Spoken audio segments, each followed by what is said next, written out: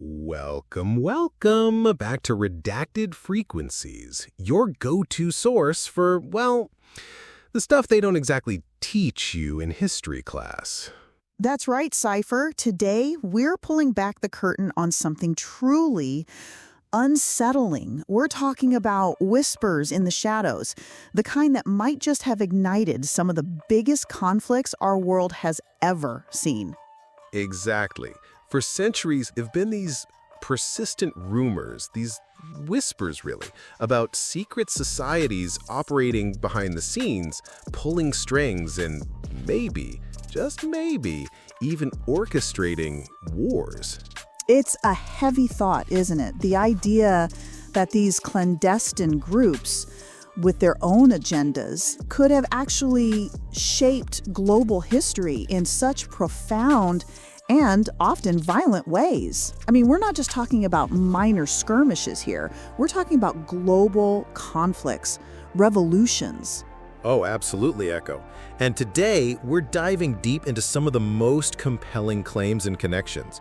We're going to explore how these alleged secret societies might have influenced major historical events from the American Revolution all the way up to the World Wars. It's a journey into the hidden side of history, folks, so buckle up. So, picking up where we left off, Cypher, our first deep dive takes us into the world of the Freemasons. I mean, when you hear secret society, they're often the first group that comes to mind for a lot of people, aren't they? Absolutely, Echo, and for good reason, it seems. This document really zeroes in on their alleged influence on two of the biggest turning points in modern history, the American and French Revolutions. It talks about how their Enlightenment ideals and, these vast transatlantic networks they had really helped spark these upheavals. It's fascinating because when you look at the names involved, it's not just some fringe characters. We're talking about George Washington, Benjamin Franklin, Lafayette. These were all prominent figures, and they were active Freemasons. Yeah, it's like, did they just happen to be Freemasons, or was their membership integral to their revolutionary activities? The claim here is that Masonic lodges weren't just places for, secret handshakes. They were apparently hotbeds of revolutionary thought, actual intellectual hubs. Right, pushing ideas like republicanism, secular governance, and a strong anti-monarchist sentiment. And one of the key claims is that members of these lodges were disproportionately represented among revolutionary leaders. It wasn't just a few, it was a significant number. And get this, Echo, it even suggests that core revolutionary ideas like liberty, equality, fraternity, which, became the rallying cry of the French Revolution, actually originated in Masonic rites. If that's true, wow. It does make you think, doesn't it? The speculative takeaway here is pretty wild, too. It suggests that Freemasonry might basically orchestrated this revolutionary sentiment, specifically to weaken traditional monarchies, like a deliberate effort to, install new political systems that were more favorable to their own ideology. A controlled demolition of the old order, almost. A controlled demolition. That's a powerful phrase. It's not just influence, it's active orchestration. It really paints a different picture of how these revolutions might have truly begun. A controlled demolition. And speaking of controlled demolitions, that brings us to our next topic, which is just as, if not more, intriguing. Oh, you mean the Bavarian Illuminati and their alleged role in the Napoleonic Wars? Because that's a classic. Everyone knows the Illuminati, right? Or at least thinks they do. Exactly.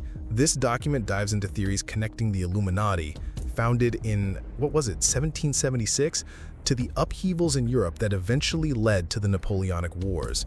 It's like a huge leap, but the claims are fascinating. Well, and, they were officially disbanded in 1785, which, not long after they started. But the theory, or rather the claim here, is that they didn't really disappear. They just went underground. continued operating in secret. Right. Like, just because you say you're disbanded doesn't mean you are, especially for a secret society. And the idea is that they were still out there manipulating revolutionary fervor in France, like actively pulling strings behind the scenes. And even more specific, actually guiding the ascent of Napoleon.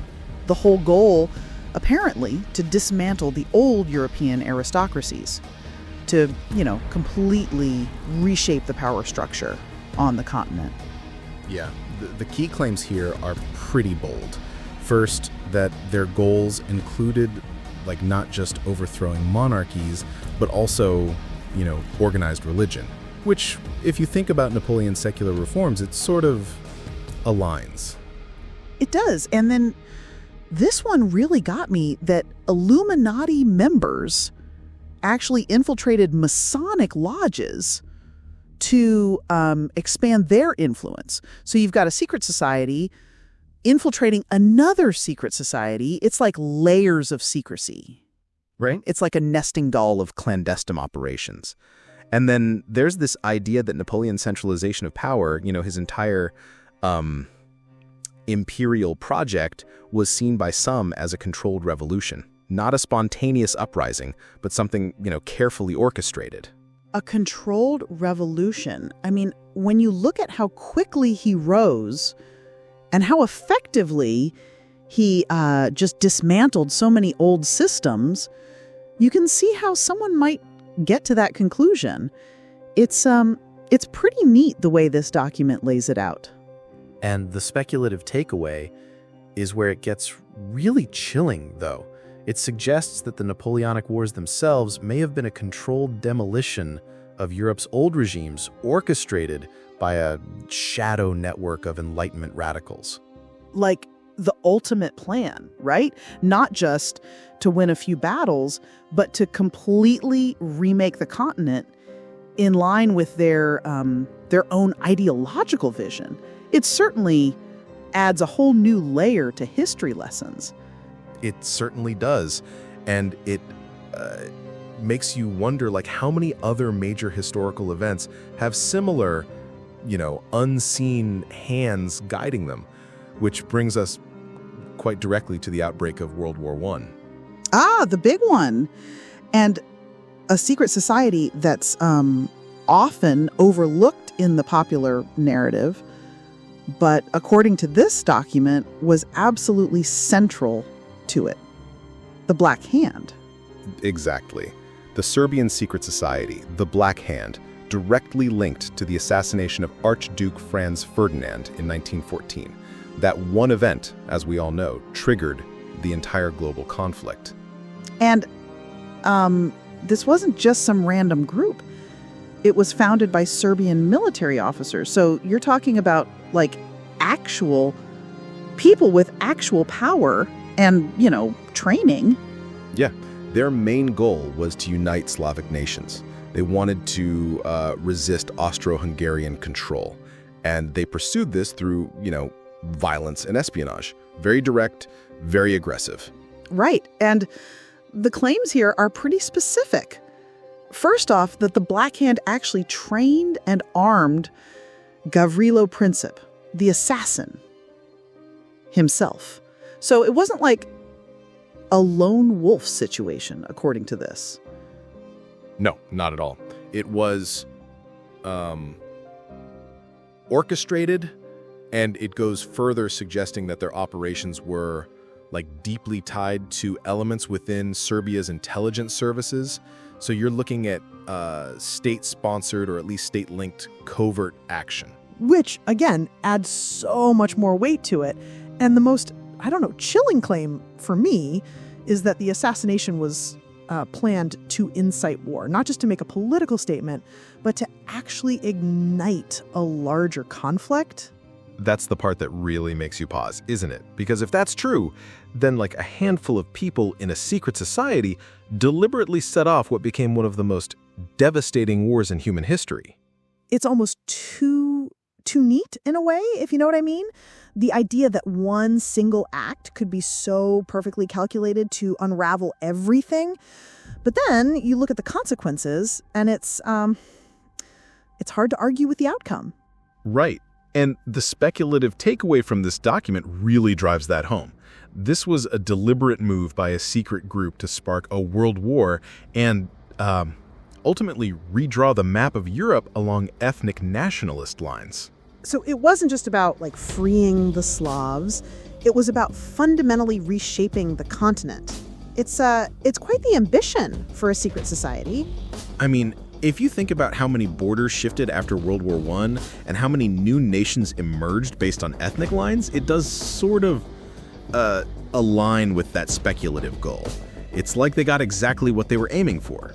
Which is, again, super unsettling, because if they could do that then, what else could, similar groups be capable of today? It shifts your whole perspective on history.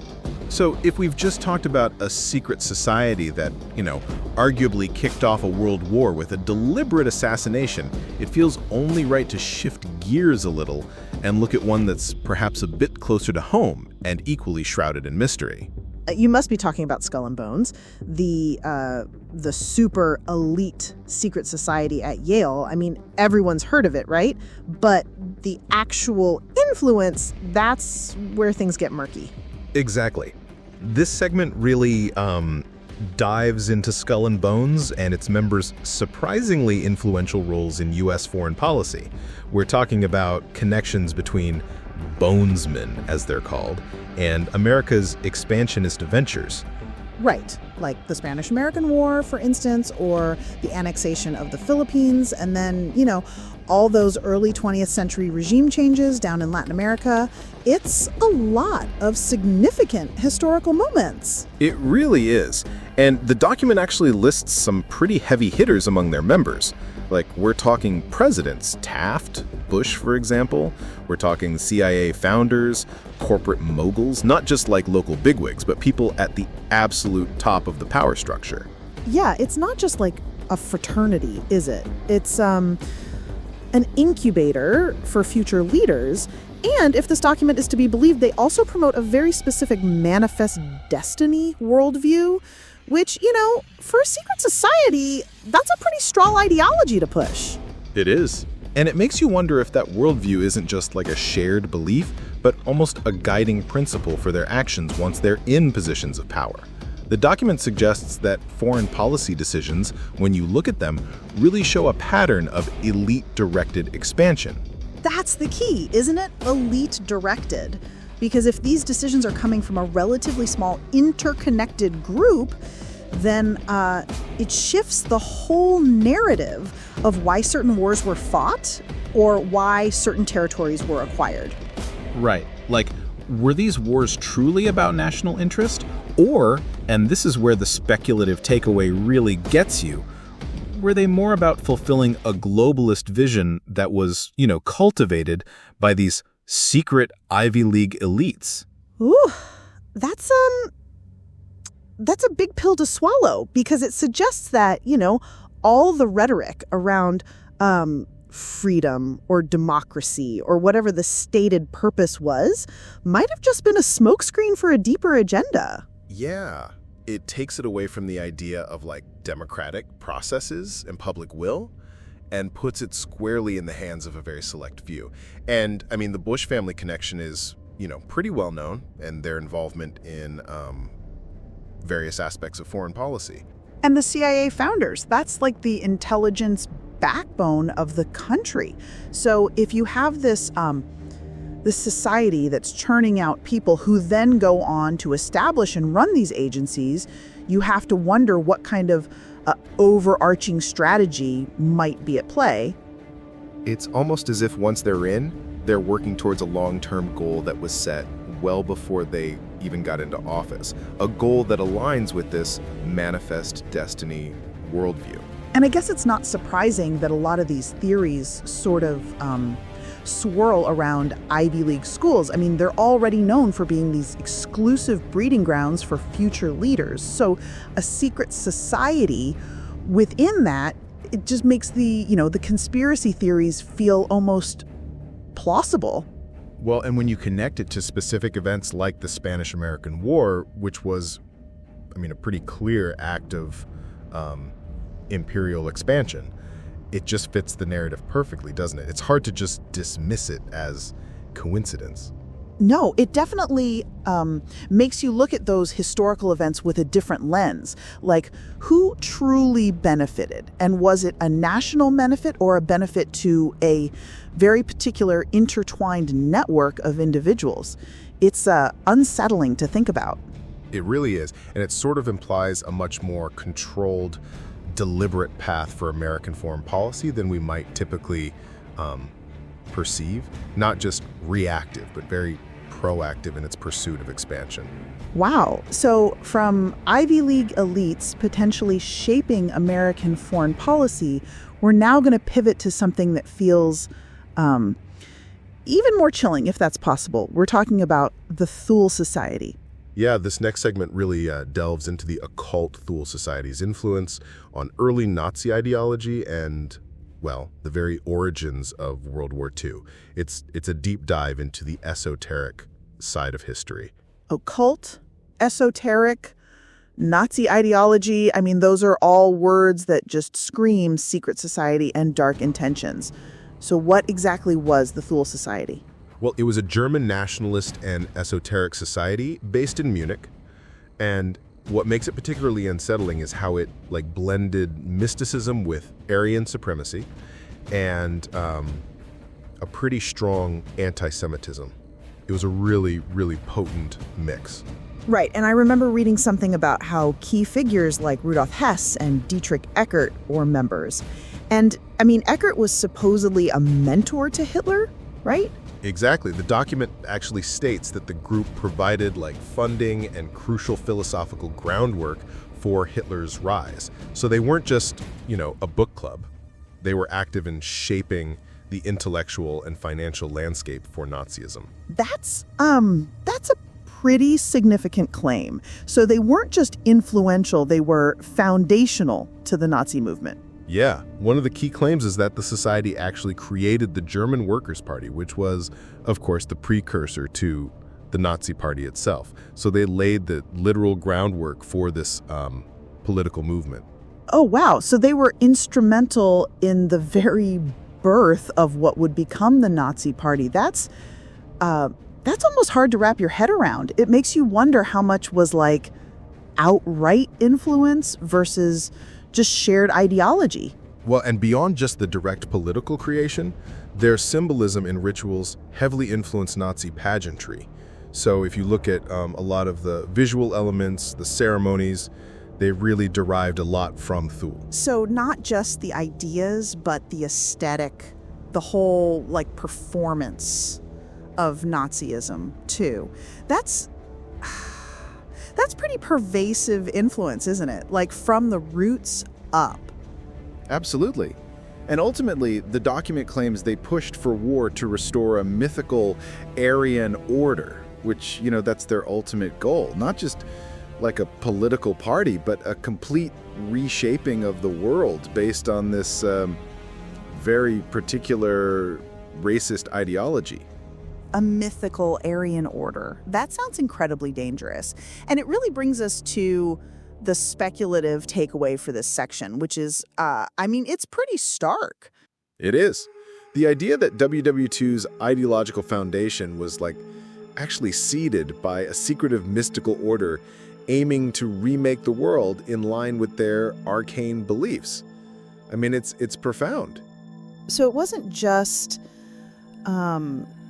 political grievances or economic factors that led to the war, but a kind of a spiritual or mystical drive from a secret society that wanted to literally manifest their version of reality through global conflict. Yeah, it adds a whole other layer to the motivations behind one of the most devastating conflicts in human history. It implies a much deeper, almost ancient underlying agenda than simply political power or territorial gain. It suggests that the mysticism wasn't just a quirky side interest, but a core driving force behind their political actions. And the fact that they're pushing for war to achieve this Aryan order, it's just terrifying. And it sort of circles back to what we've seen with other groups like the Illuminati in terms of, these societies working towards a grander, long-term vision, even if it means like immense destruction. And the fact that they're influencing a figure like Hitler and providing the very foundation for the Nazi Party, I mean, that's a direct line to millions of deaths and, the collapse of entire nations. It's a heavy, heavy claim. It's incredibly heavy, and it makes you wonder about the true scope of these societies, not just influencing, but actively shaping and initiating these massive global upheavals. Gosh, I mean, it really does, doesn't it? When you look at all these different groups we've gone through today, from the Freemasons influencing revolutions to the Thule Society shaping World War II, it's a lot to take in. Yeah, it truly is. And it sort of makes you, it really makes you rethink the official narratives. Like, were these massive global conflicts just accidental? Or were there, these hidden hands at play pushing things in certain directions? It makes you wonder, doesn't it? How much of history, how much of what we learn is like truly organic, and how much might have been, for lack of a better term, orchestrated by these shadowy groups with their own long-term agendas. Exactly. It's a profound thought, because if even a fraction of what we've discussed today is true, then the impact these secret societies have had on, human history, on the very fabric of our world, is just immense, much larger than we traditionally acknowledge. Right. And it's not just like little whispers in the dark. It's conflicts that have reshaped maps, killed millions, altered the course of civilization. The scale of it is just staggering. Absolutely. So we really hope this episode has, given y'all something to chew on, something to think about, maybe even like reevaluate some of the things you thought you knew about history. Definitely. And we always encourage you to do your own research, dig into these topics yourself. The rabbit holes are endless. They certainly are. And for that, we want to thank you all so much for tuning in to Redacted Frequencies. It's been quite the journey today. It really has. And don't forget to join us next time for another deep dive where we'll be exploring mind control experiments the government had to admit. You really don't want to miss that one. No, you absolutely don't. And if you're watching this on YouTube, please remember to hit that like button and, of course, subscribe so you don't miss any future episodes of Redacted Frequencies. We'll see you next time.